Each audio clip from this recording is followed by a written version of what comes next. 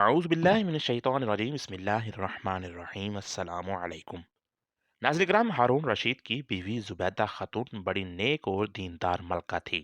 اس کو قرآن پاک سے اس قدر محبت تھی کہ اس نے اپنے گھر میں 300 حافظات تنخواہ پر رکھی ہوئی تھی۔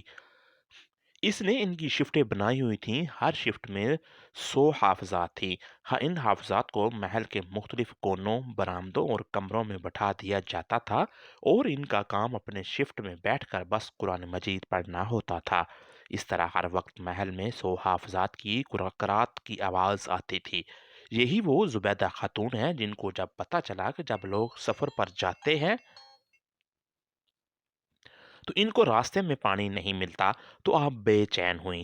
ہر بیوی اپنے خاوند سے کوئی نہ کوئی فرمائش کرتی رہتی ہے۔ زبیدہ خاتون نے اپنے شوہر ہارون رشید سے اسی نہر کی فرمائش کی کہ میرے دل کی ایک تمنا ہے کہ آپ ایک نہر بنوائیں جو میدان عرفات تک پہنچے تاکہ حاجیوں کو اس سے پانی ملتا رہے۔ شوہر نے اپنی ملکہ کو مکمل اختیار دیا کہ اس نہر پہ جتنا مال خرچ ہو سکتا ہے کر لے۔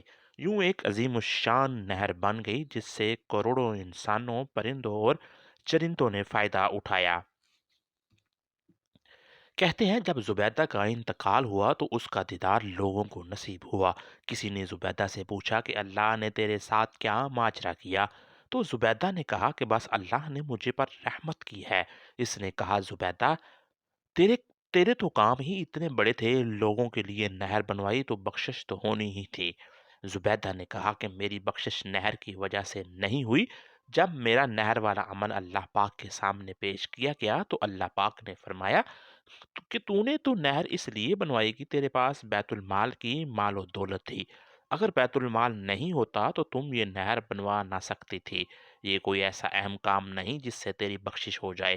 تو مجھے بتا تم نے میرے لیے کون سا عمل کیا؟ زبیدہ خاتون کہتی ہیں کہ یہ سن کر میں ڈر گئی کہ میرے پاس تو ایسا کوئی عمل نہیں تھا۔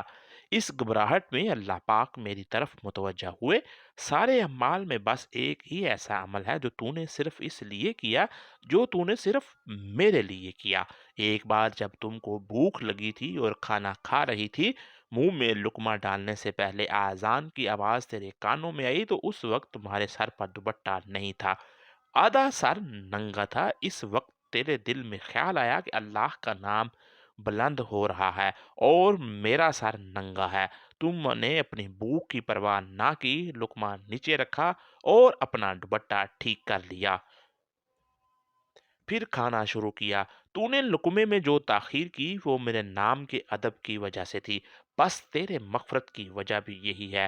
دوستو، اللہ پاک اعمال کو چھوٹا بڑا ہونے نہیں دیکھتا، لاکھوں روپوں کی زکوٰۃ اور خیرات کو نہیں دیکھتا، بلکہ وہ دل میں چھپے تقوی کو دیکھتا ہے۔